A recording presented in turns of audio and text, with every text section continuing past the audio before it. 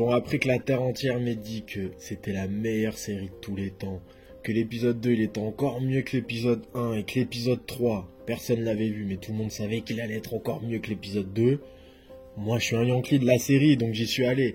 Et franchement je connais rien du tout à l'univers, j'ai jamais vu le jeu vidéo, jamais vu une cinématique du jeu vidéo, jamais rien vu de tout ça. Je connaissais même pas la thématique principale du jeu, donc je rentre dans un univers en mode totalement inconnu et ça j'apprécie.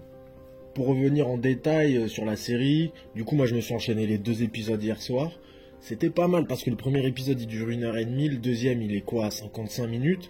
Donc ça fait quand même des choses à se regarder. Et franchement, c'est passé. J'ai trouvé ça peut-être un petit peu long vers la fin et tout parce que ça reste de l'introduction à un univers.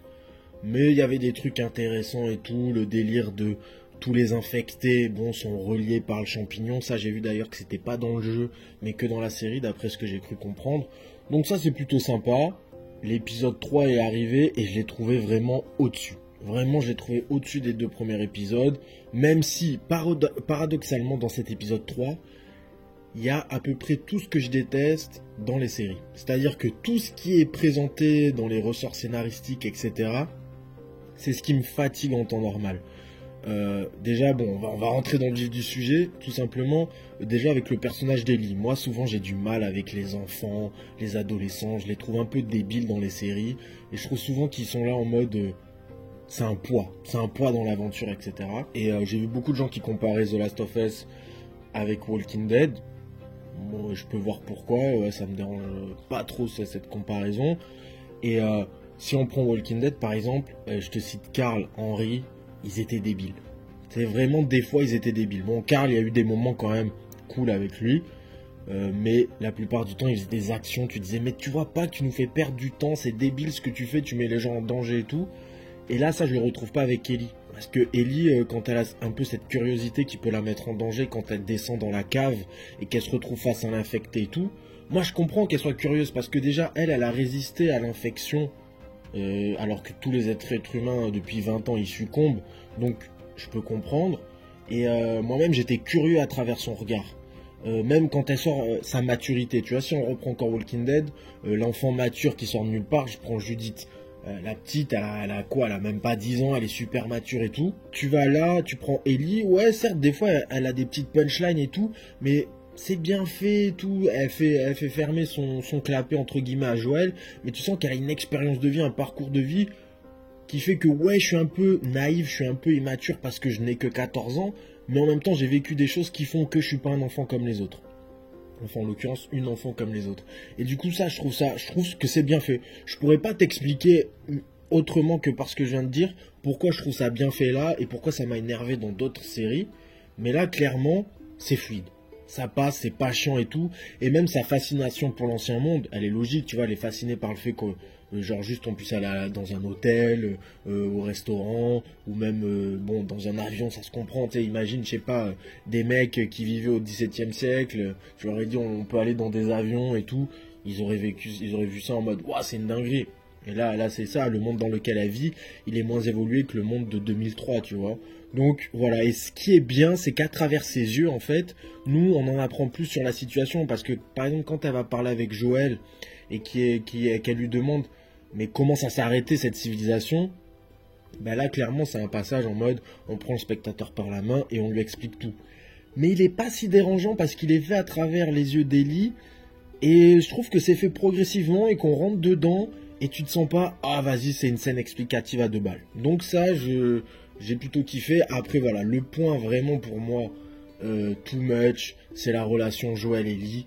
C'est un peu du cliché quoi, tu le sens arriver. Puis en plus bon, moi je me fais un parallèle dans ma tête parce que Pedro Pascal dans Mandalorian, il a un peu cette relation là avec le Baby Yoda, toute proportion gardée, parce que Baby Yoda il communique pas vraiment et tout, c'est un univers assez différent. Mais j'ai l'impression de l'avoir déjà vu dans cette démarche, tu vois, dans cette repentance un peu en mode je coupe mes sentiments et je vais finir par aimer la personne. Et au-delà de ça, tu vois arriver dès le premier épisode, t'as compris, ok, non, je vais pas t'aimer, mais à la fin, je vais me sacrifier pour toi. C'est un arc narratif vu et revu. Bon, voilà, je dis pas que c'est naze et tout, mais c'est un truc que tu vois arriver gros comme une maison. C'est un peu dommage.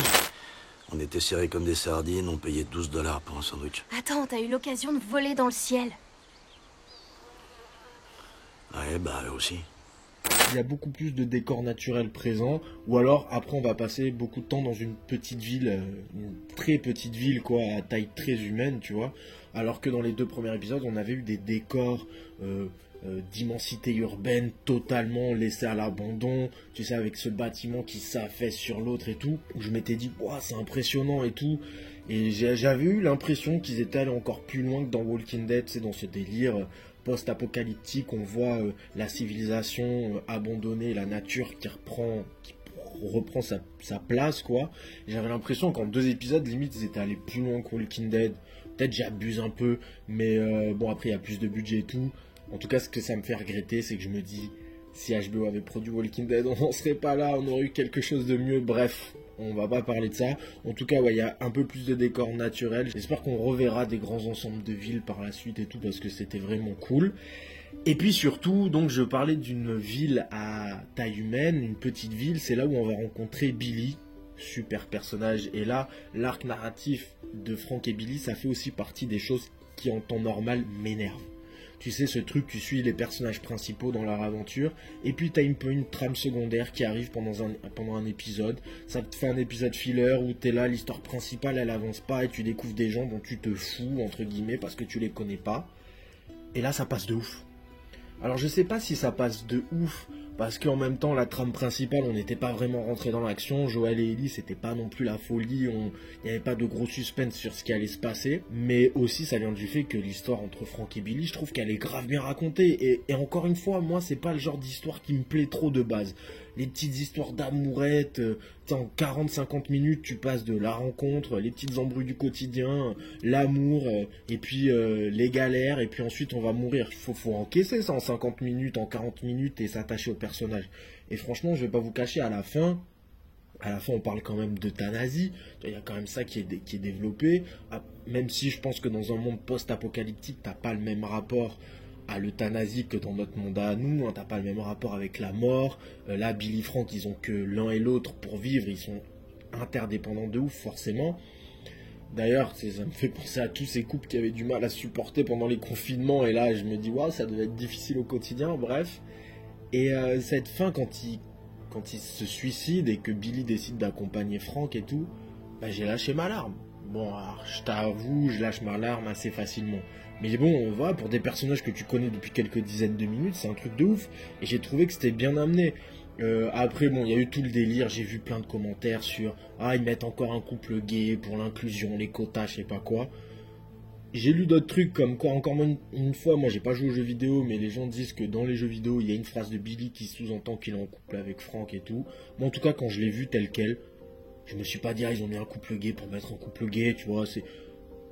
Leur amour, tu te sens impliqué dedans. Enfin, franchement, même si c'est 2 hommes et que c'est pas ton optique d'amour, tu peux te sentir, je sais pas, impliqué dans un échange de sentiments. Je trouve que c'est pas une dinguerie, quoi, tu vois. Et franchement, ça fonctionne de ouf. Le couple, il fonctionne. Et le délire survivaliste de Billy, il est trop stylé. Tu sens que la fin du monde arrive. Ok, il commence à vivre sa best life, il se dit ok, c'est la fin du monde, je m'y prépare depuis mon premier jour. Il faut donc que j'aille rouvrir les machines de gaz, que j'aille faire telle course, que j'installe ma clôture, que ci, que ça. C'est trop cool et limite même j'aurais voulu que ça soit plus développé. Ça, tu vois. Ils auraient développé plus ça que la relation avec Frank, j'aurais été content. Mais bon, voilà, ils avaient que quelques dizaines de minutes. Mais j'ai aimé cet arc. On n'a pas l'impression d'être dans un épisode filler. Et ensuite, t'as Joel et Ellie qui arrivent. Une fois que Frank et Billy sont morts, et t'es presque deg et tout parce que t'aurais voulu qu'on les développe plus, ces personnages. Tu dis en fait, si je me suis autant attaché à ces personnages en quelques dizaines de minutes, ça va être quoi avec Joel et Ellie si les scénaristes ils travaillent aussi bien, tu vois, même au niveau de la réalisation. Alors quand je reviens un peu sur Frank et Billy, mais quand Frank il arrive, mais juste la réal de l'épisode, elle te fait comprendre qu'il y a une attraction physique entre les deux et de la gêne. Et tu le sens direct en termes des plans sur les visages. Bon, l'interprétation des acteurs joue aussi. Non, franchement, c'est trop bien fait. Mais bref, Joel et Ellie, du coup, arrivent à ce moment-là. Bon, ça fait un petit temps qu'ils ont l'air d'être morts, hein, les 2 autres, peut-être plusieurs mois et tout. Il y a cette lettre de Billy à Joel. où voilà, il lui dit je t'aime pas forcément mais j'ai du respect, enfin on sent que c'est leur relation, elle est comme ça, c'est cool.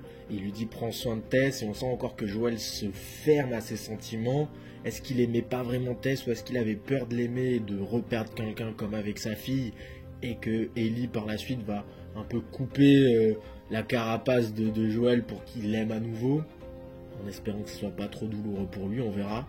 Et bon, en tout cas ils repartent ensemble en prenant des armes, de la bouffe et tout ça chez Billy, qui leur dit servez-vous les gars. Et là on sent que leur vraie aventure commence maintenant. La vraie association Joel et Ellie va commencer, la vraie relation père-fille va se développer et tout.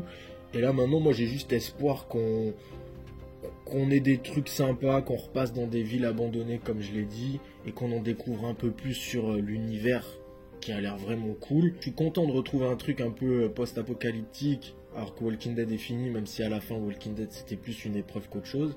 Mais là je suis content de retrouver ça. Ça faisait longtemps que j'avais pas kiffé autant un univers post-apocalyptique depuis Walking Dead, mais ça faisait longtemps que Walking Dead c'était devenu un peu moins bien. Donc là franchement je suis grave ouvert, je connais rien à l'univers et je vais pas me spoiler plus que ça. Après bon, ça me dérange pas quand les gens me disent ouais c'était pas totalement comme ça dans le jeu et tout. Apparemment le premier épisode était très fidèle, et à partir de l'épisode 2 et surtout l'épisode 3 ils proposent vraiment quelque chose qui surprend même les gens qui ont joué au jeu. Et ils ont pas l'air d'être surpris dans le mauvais sens, ils ont l'air plutôt de kiffer. Apparemment ils ont l'air d'assez bien respecter les décors, peut-être pas de les faire à l'identique mais de s'inspirer vraiment du jeu, tout en prenant des libertés qui pour l'instant n'a pas l'air de traumatiser les gens, où ils crient pas au scandale et tout. Donc dites-moi à peu près ce que vous en pensez, vous qui avez joué au jeu.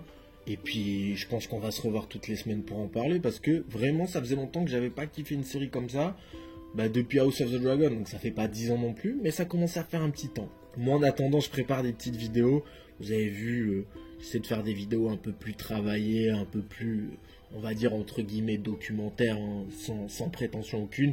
Mais quand il y a des petits sujets comme ça qui me font kiffer, j'hésiterai pas à faire une petite vidéo en mode rapide pour vous partager. Je sais qu'il y a des gens qui aiment bien partager, avoir d'autres avis et tout, même si mon avis ne vaut que mon avis.